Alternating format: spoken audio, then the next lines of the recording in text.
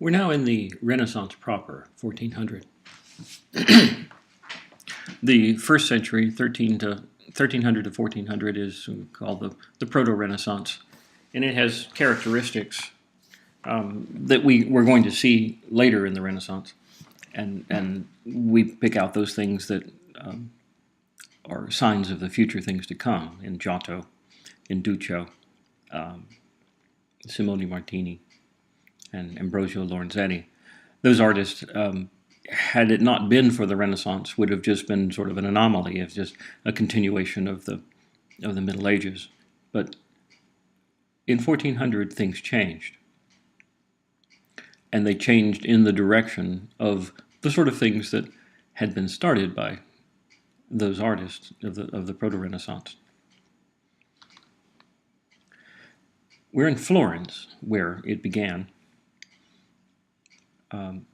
Florence has grown a lot. In 1348, they had the plague, which killed a third to a half of just about every town in Europe, and it took them some time to recover. By 1400, they have recovered economically. They have a new system of government. They're led by a council of merchants, and they govern in such a way as to make economic prosperity occur.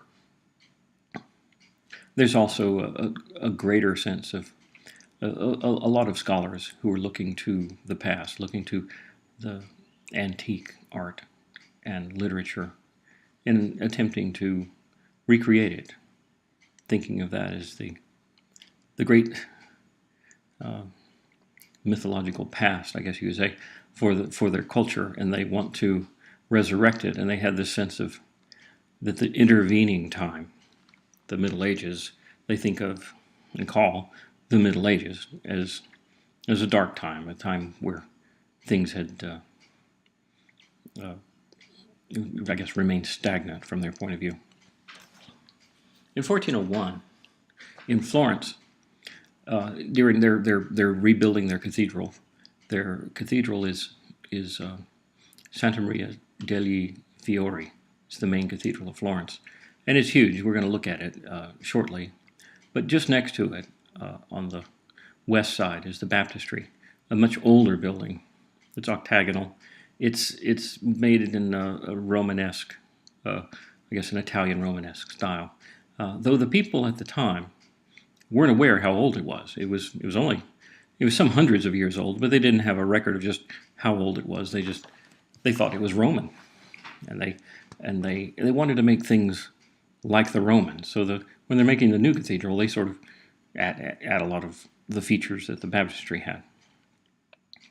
The doors of the baptistry were made are big bronze doors. They're on three sides, and the one on the south side, I believe it was made by Pisano in 100 years previous, and they wanted to do a new set of doors for the north side, and these would be doors that would they have these panels. You see these examples here. They have the quatrefoils, kind of a format for stories, for images in a series up and down the doors, and they were making them to match the other doors in terms of their of that format.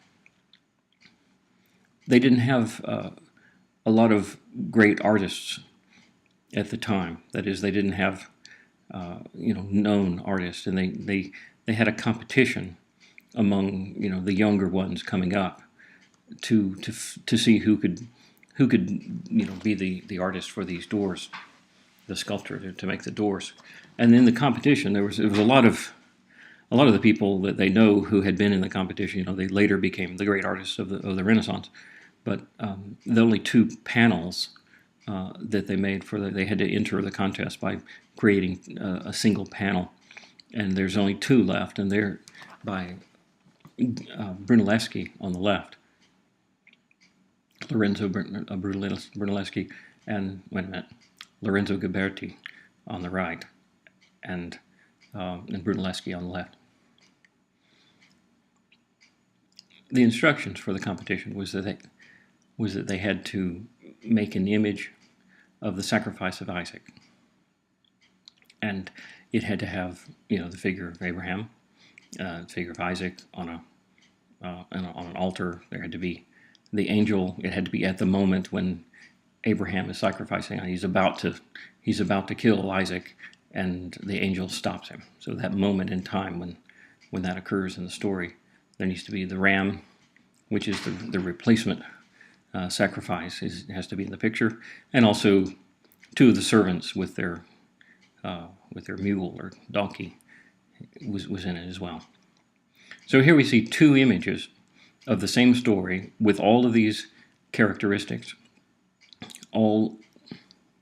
There's a unique situation here. You can see how two different artists approach the same thing, and they're competing against each other. This first one, the one that was on the left, is by Brunelleschi. It's made of bronze, cast, and it's gilt. Gold leaf has been burnished onto it. Let's look at the composition of this one. It's in this odd format. It's a diamond shape with semicircular things stuck onto each of the faces. The scene fills all the things in the bottom here, and you can see some of the flatness of the original surface underneath exposed in the upper part. And the figures were, these were cast separately and I guess welded onto it. Abraham is in this pose leaning towards the left. He has a very strong axis going to the left, sort of parallel to this edge. And his whole motion is moving towards the left. Look at his arm is going towards the left. This horizontal bit of his drapery is blowing in the wind, is moving towards the left. And then you have the angel on the left side moving to the right, pushing. And so you have this sort of a dynamic tension going on between one thing moving to the left and another thing moving to the right, pushing against each other. Right at the moment of this is the business right here, let's zoom in a bit. The angel's hand clasping the wrist of Abraham.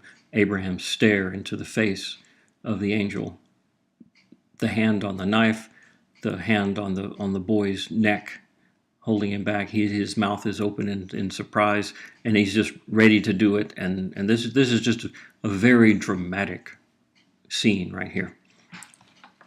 You can see how this movement of the father moving to the left is sort of reflected in the angles of the boy's figure, this knee going down, this knee going up, and the whole sway of the torso moving towards the left, leaning over towards the left, but also twisting. So you see the front of the chest, pointing straight at us, but this part is moving towards the left, so that there's a twist that has occurred, as if the boy had his back to the father, and he's twisted him around. So that twist and these marks here on the surface of Abraham's robes are all dynamic things that add to the story. The things I'm pointing out here are, you have a story, and you have a literal interpretation of all of the shapes. You see an angel, you see a man, you see the cloth that the man's got his garment, you see the pose of the boy. All these things are things of the real world that are being represented by shapes in this piece. But at the same time, the shapes have forms that are independent of what they are representing. This is an axis. This is a shape moving to the left. This is a shape. This is a very strong arc right here. And when you see an arc, you sort of continue it. Where does it continue? If you continue with it, the angel moving to the right, and how that they butt against each other, and that butting, abutment of two different directional motions, are compressed and sort of create a turbulence right here in the middle. All these things I'm talking about is the mixture of representational things and formal elements. It's the formal elements that are telling you the story or amplifying how the story is being told. The story in both of the pieces, well, I'll show you the other one in a minute. In both pieces, they're telling exactly the same story, but how the stories are told differs between them. In this one, motions are pitted against each other so as to create a tension.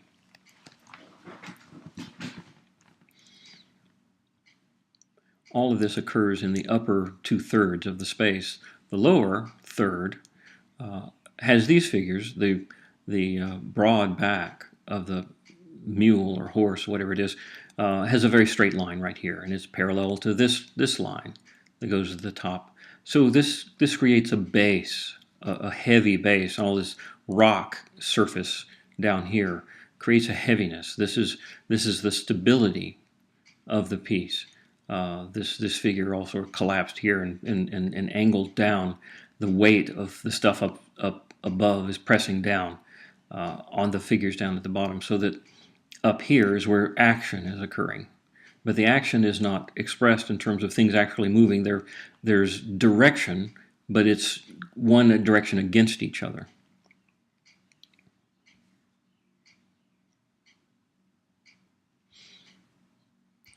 Let's see how Ghiberti does it. Ghiberti was the winner, by the way. This one was chosen, and Ghiberti became the artist who did the doors. His composition is different, very, very different. It has the figure of Abraham. He has this arc going this way. It's continuous with the angel. It continues that, and then is reflected, or actually it's paralleled, I guess you would say, by the figure of Isaac. His axis moves in the same sort of arc. And this bit of stone that is moving this way is sort of a flow going from here up to here as a kind of a reaction to this arc. And this arm, which, as you know, it has the knife. You can see, look, you can zoom in, you can see the knife in the hand, and you can picture this. A person with a knife like this is pulling this arm back. That motion of pulling this arm back is continuing in this fluttering of this bit of drapery here, and in the whole arc of the landscape moving this way. So you can imagine a figure straight and then bending to the left to create this arch this way, and that force of this arm going this way to the left is sort of making the landscape that shape, is of reflecting or amplifying the motion of this arm going back, ready to move this way towards Isaac, but is not there yet. The angel is coming in from this direction. It's moving with this gesture of Abraham's, and is telling him to stop by going in the direction that this arm is going, to keep it from moving to the right. So this is more of a dynamic thing. There's actually things moving in this image as compared to Brunelleschi's, where one motion is countered against another. So the story is told in two different ways, using different formal elements.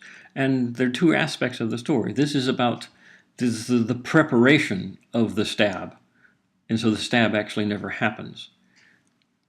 With Brunelleschi, the stab is actually about to happen, but everything is about pushing in the direction of that stabbing about to happen, and then this counter thrust at the same time holds it steady. So there's actually no motion going on, but it's motion that is held in check. Okay, that's the formal way that the two different artists are telling the stories. They're also doing something very similar in that another aspect of this is that because it's desirable at the time to bring back things from the Roman Empire, antiquity, things that are neoclassical. Ghiberti has this figure of Isaac, and he looks for all the world like a Greek statue. The idealism of the figure, the proportions, the pose, this look, everything about it seems to look like it came from antiquity. This is one of the first, I think, of the Renaissance of an image of a nude figure, the heroic nude, brought back from antiquity. Whereas Isaac here doesn't look like, he's much more naturalistic, sort of angular, sinewy kind of figure. Doesn't have that antique look. But Brunelleschi does have this figure down here, which is this is a quotation from an actual, I believe it's a Roman piece. It might be Greek. I don't know. It's the thorn puller. It's a boy in this pose pulling a thorn out of his foot, and that everyone then would have known as a classical work, something that was genuinely from the Roman Empire, as desirable as a thing to copy and put in your own work. So, but it's here down in a lower corner as a kind of a, yes, I can do Roman stuff too way. Ghiberti has, as the main focus of the scene, is Isaac as blatantly, obviously nude figure in the classical style. Also, the altar has this pattern on it, which is also of antique origin. Brunelleschi's altar doesn't have that. It has some figures, and these could just as easily be medieval renderings. Why did they pick Brunelleschi? It's we don't know. One thing is that, just in technical reasons, that Ghiberti cast his in one piece, or maybe two pieces, in such a way as to use a lot less bronze, and the people who were paying for it, wanted to use as little bronze as possible. So he's more efficient with his than Brunelleschi's, casting in multiple pieces. So if they were thinking just in terms of cost, Ghiberti's is the winner.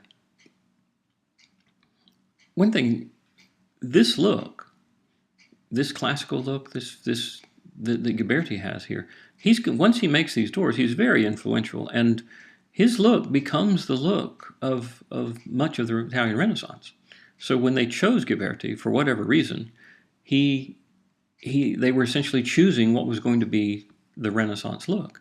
I mean, this by comparison looked kind of Gothic, by comparison. So there are Renaissance aspects of this, but overall, the way this drapery is handled, this kind of looks like a Gothic picture, whereas this looks like a Renaissance picture. And when they were choosing this, they were choosing what was going to be the Renaissance. The person who wrote the biography of Brunelleschi says that it was actually a tie, and that they were going to give it to both of them to do together, and Brunelleschi didn't like that, so he bowed out and let Ghiberti have it. But it's fortunate for us that Brunelleschi lost this competition, because after he did this competition, he went to Rome and he studied Roman architecture, and he came back and did three remarkable things. One is that he designed the dome. We'll talk a bit about each of the three things, but the three things are: he did the dome of the cathedral, he invented linear perspective, which going to be tremendously influential to the whole Renaissance in terms of painting history. He also invented a new type of architecture. That is, he brought back Roman architecture, and his type of Roman architecture that he brought back is going to be influential forever. So those three things, the architecture, the dome, and perspective, are what we get as a consolation prize for not having Brunelleschi do the doors. Ghiberti, on the other hand, did the doors, spent his whole career doing the doors for the north, and then when he was done with that, he did the doors for the east, called the Gates of Paradise, and which we'll see shortly as well. But his work was influential as well to the artists and the sculptors of the Renaissance. So this competition panel is a very good thing to take a look at and to understand. and see the difference between them and know the history, because this is where it all starts, 1401. Okay, let's go back to the dome. Brunelleschi came back, and what he had done when he went to Rome was look at the Pantheon. The Pantheon is, one of those few Roman buildings that is still intact, it still works, and the dome still stands, and it's a wonder of the world, very impressive thing.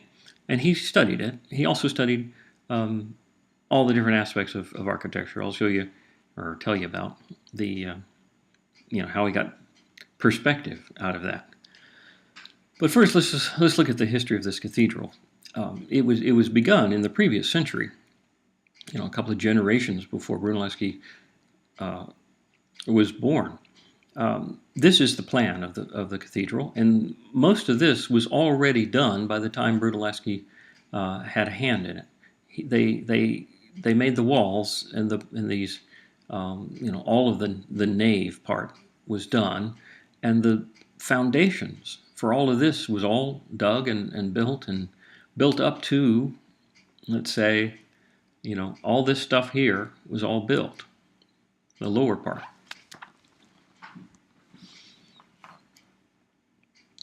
But the thing is, when they designed this, they had to design it long before they got to Brunelleschi, and they had the idea that this was going to be surmounted by some sort of dome, but they didn't know what it was going to be because it hadn't been designed yet. The thing is, it was bigger a space than had ever been spanned. That is, the people who made this thought that in the future someone would come along and think of a way to span this in a dome of some sort, but they didn't have the technology at the time to do it. So they had, just on faith, I guess you could say, that they decided to make this plan in such a way that from all they knew, for all that they knew, it wasn't going to be able to be finished. But when Brunelleschi came, his job was to make a dome that would fit that whole space. And there was the only precedent for it was the Pantheon, and his solution has really nothing at all to do with the Pantheon.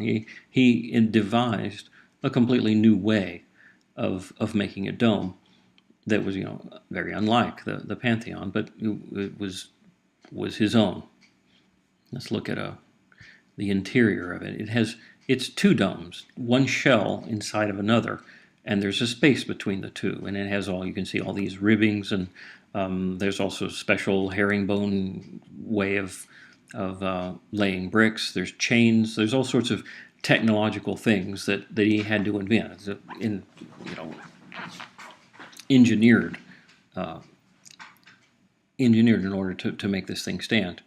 He also was able to solve one of the big problems was how do you create something over a big space without having to fill the whole thing with scaffolding? I mean, you can see some scaffolding here, probably cleaning at the time this photograph was made, but imagine scaffolding like this enough to fill this entire space and hold up this dome as you're making it. That would be very impractical to do, because you're talking about something stupendously large.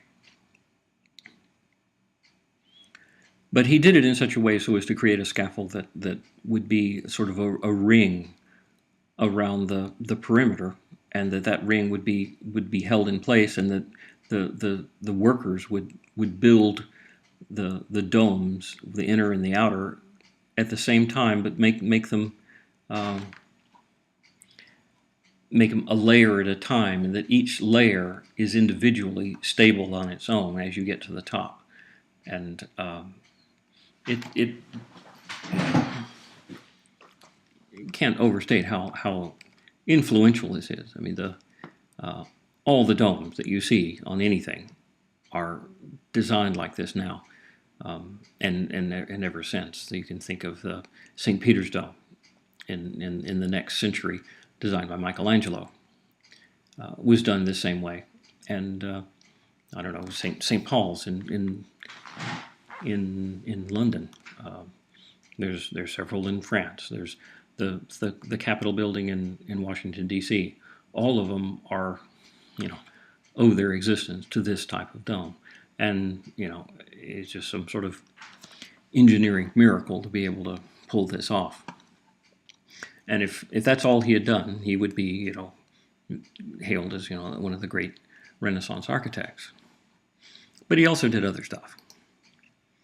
This is an example of, this is part of the drum. The drum is the sort of cylinder on top of which the dome rests. And he designed this in the style, with these oculus openings here, in the style of the earlier church, which had been designed long before he was born. He added these apsidial domes here all around. So he made a big, beautiful thing, and it is a wonderful landmark for Florence. Michelangelo had a lot to say about it. It's a nice thing. This is the baptistry we were talking about before. This would be the north doors, the one that the competition panels would be on this side. On the opposite side is the one Pisano had done in the previous century, and the one on this side is the Gates of Paradise. The space between the cathedral and the baptistry is called the Paradiso. So the gates on this side are the Gates of Paradise. So let's go to perspective. When Brunelleschi was in Rome, he saw lots and lots of Roman architecture that was in ruins. Like you can picture what the Forum looks like now. It was still in ruins then, and he wanted a way to document these buildings in such a way so that he could recreate them. That is, he know how they looked when they were new. So he needed to draw a ground plan, I guess, of everything, and to see where everything is, that it still exists, so that he could try to visualize what these buildings were like when they were in a complete state. What he did, he invented this way to measure things, where he would have a pole sticking up on the ground with a disc on the pole up at a certain height, and the disc had degrees marked around the whole its perimeter. You could attach a string to the disc, and with that string you could measure to any point around and record what the distance is to this pole to any point on the area that you're measuring. And you would also indicate the height that it is above the ground. So with the data collected by taking the points of every significant point in the architecture in, say, a field of the Forum, that you could record everything from the point of view of this pole, and with all that data, you could recreate it and have it all recorded anyway. But anyway, the idea of seeing everything from the same point of view is what perspective is all about. When you think of linear perspective, the kind that artists use to make pictures, everything is seen from a point, and from that point, say like the vanishing point, all of the orthogonals go to it and converge upon it in the same way that they would upon this measuring device that Brunelleschi had. When he came back, after having created this invention, which is sort of an offshoot of his studies of Roman architectural, he painted a couple of demonstration panels of what perspective would look like. And the way they work, you can look it up to see pictures of it, but you essentially have a picture that you look at through the back of the picture, from a hole in the back of the picture, and you look at a mirror, and the mirror reflects what's on the picture. I know that's kind of odd, but he said that if you stand here, that is inside the front door of the cathedral, at a certain spot, and look at the baptistry. The baptistry has a certain look to it. It's in a perspectival look that you actually see with your eyes when you look at it. But the painting is designed to match exactly what you would see if you were looking at the baptistry. And so it was put in such a position that if you stand behind the painting and look through it, a little hole that's in the painting, you would see the baptistry. But if you, while looking through that hole, if you held up a mirror in front of you, that mirror would reflect the picture. And so you could compare the picture to what you actually saw by raising the mirror and lowering the mirror. And by doing that, he was able to demonstrate that his perspective that he invented was something that matched exactly the visual phenomena of what you see. Now, he did two of these panels. One was of the baptistry and the other was of this building, the Palazzo Vecchio, something where a person was stood here looking at this building. So between those two, he was able to demonstrate how perspective worked and how convincing it would be. All right, the next thing he invented was this kind of architecture. Up until Brunelleschi did this is San Lorenzo, by the way. I'll show you another picture of it.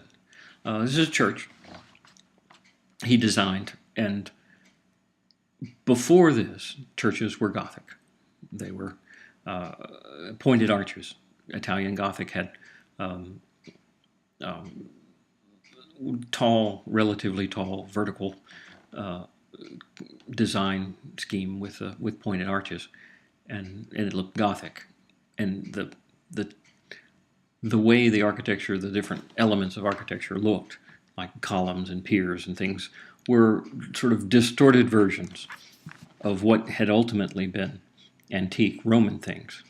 It grew out of the Romanesque style from some hundreds of years in the past.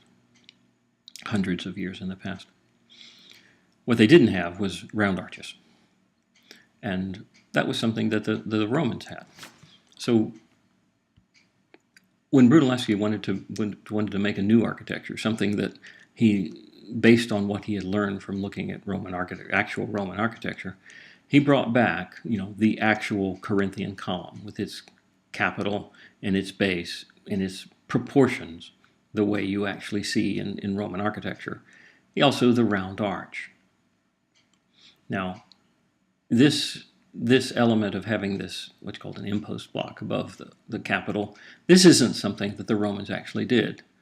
He's kind of compromising between what people expected in a church, I guess, and what was actually Roman. See, the Romans didn't make a church like this. I mean, they made their temples didn't have these elements in them, and they didn't need one. But they did make basilica, which are big barn-like things they've used for lots of different things, called basilica, and the Christian churches are basilican structures they're based on the basilica. The basilica, though, would have columns like this in a row in a kind of a nave, but it would have a straight line of a lintel up here instead of these arches. They did have arches in Roman architecture, but not as arcades like this. This is a Brunelleschi's invention, or his interpretation of Roman architecture. Another thing is that the vaults of Gothic would be pointed arches over here, and the vault inside, the space in here, would be the intersection of a barrel vault shaped like a pointed arch going one way, and a barrel vault shaped like a pointed arch going the other way, and they intersect and they create a kind of a groin vault where there would be lines making an X pattern, I guess, between one post and another. But what Brunelleschi invented, I guess, or created as a variation on that, was these hemispherical spaces in here, for his vaulting, which is I guess what you say is it is part of his interpretation of Roman architecture.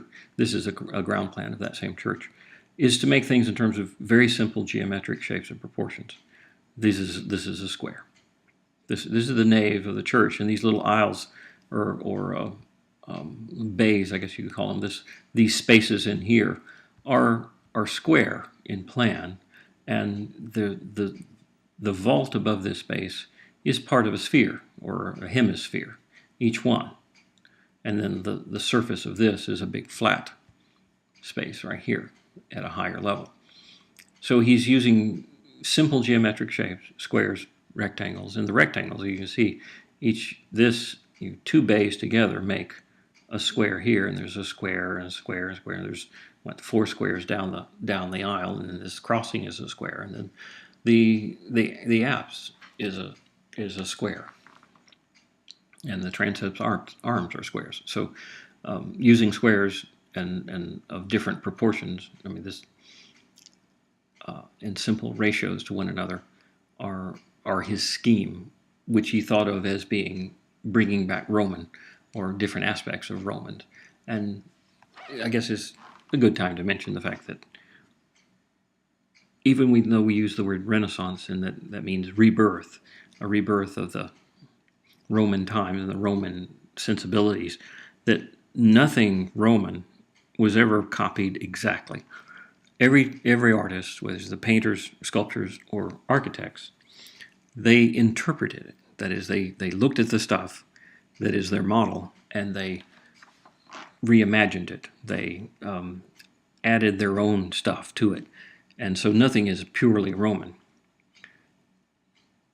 When we want to make something neoclassical, and when I say we, I mean all the people who lived in the West since the Renaissance, when we wanted to do things neoclassical, bring back the Roman Empire in all the different times that it was brought back for all the different reasons,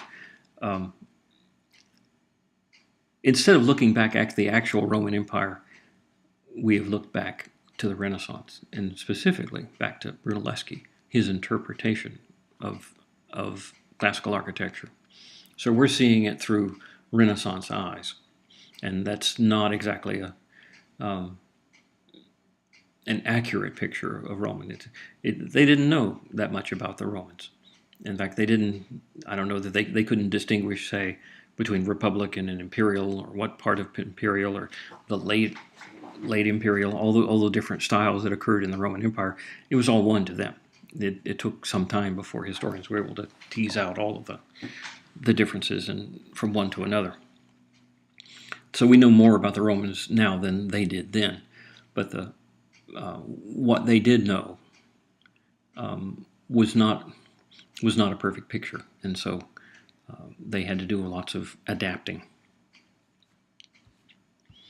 I have another work by Brunelleschi to give a clearer, I guess, example of his new style. Oh, there's one other thing I forgot to mention.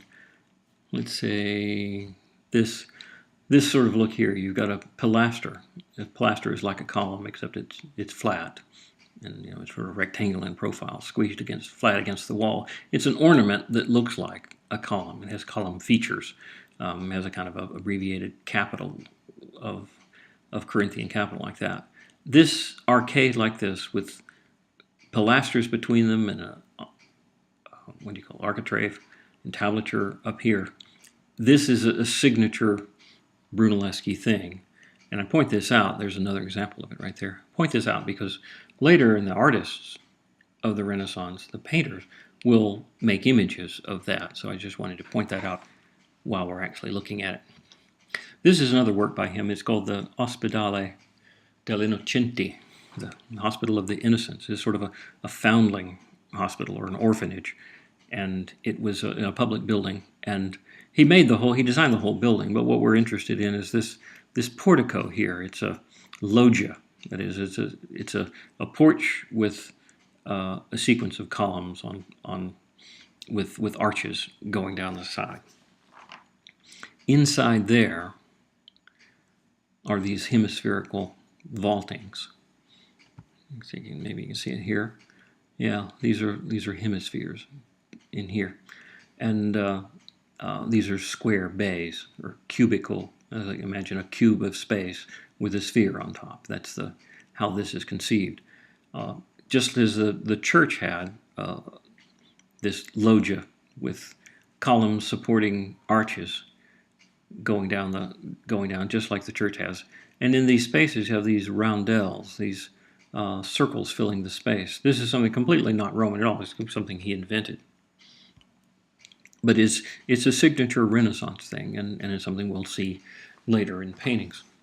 These were made by Luca della Robbia. They're ceramic tiles that were placed in there. These are the images of like a swaddling clothes child, like Jesus. That the foundlings are like Jesus in that sense. This is his version of an entablature and his version of arches. They have these steps in them. We'll see that painted in a Renaissance painting.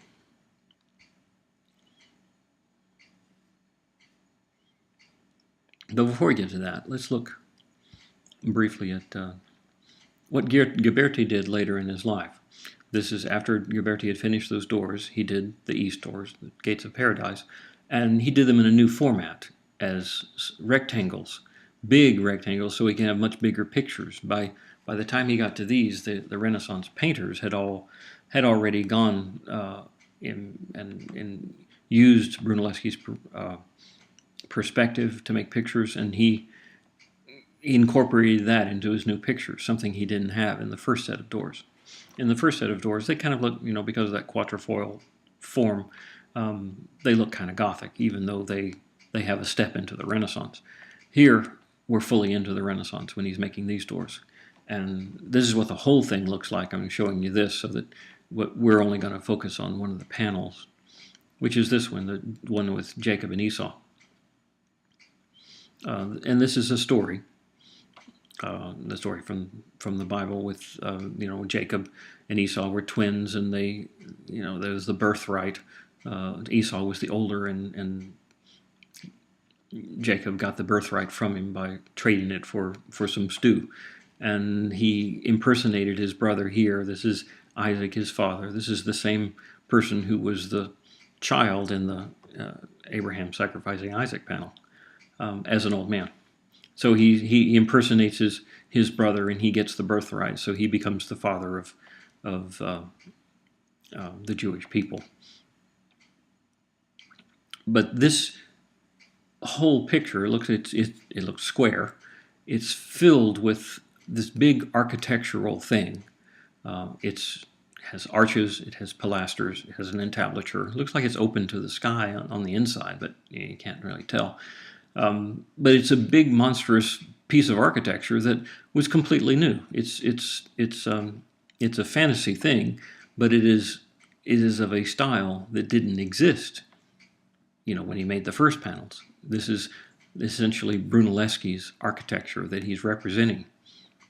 He's also using Brunelleschi's perspective. These lines here on the floor create a grid which measure space as they go back into space, in such a way that everything is seen from a consistent point of view. He makes figures who are on the left here that are derived from classical antiquity. These look like muses or the three graces or something that you might see in either Hellenistic or Greek Hellenistic or Roman art. The way they would represent figures where you can see the figure underneath through drapery. It's called wet drapery. Look, he has several stories being told at once, all in this one unified space, so that the unity of the space is more important than dividing it up into separate little stories. Esau going out to hunt to get because he was a hunter person, whereas Jacob was always indoors with his mom. Very contrast between the two.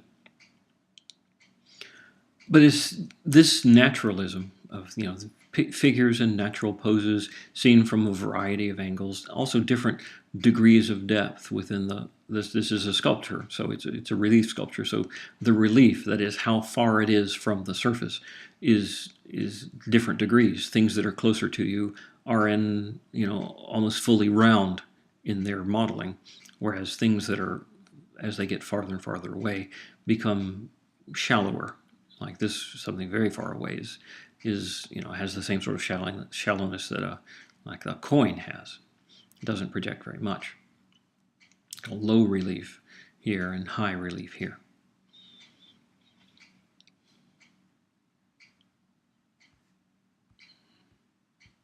Here's an example of another panel from the same door. So you can see using perspective, mixing together Brunelleschi perspective with Brunelleschi architecture, whereas, well, let's say this is Brunelleschi architecture. This is Gothic architecture. This is like this vaulting up here is like the cathedral in Florence, but these pilasters are like Brunelleschi's Renaissance architecture.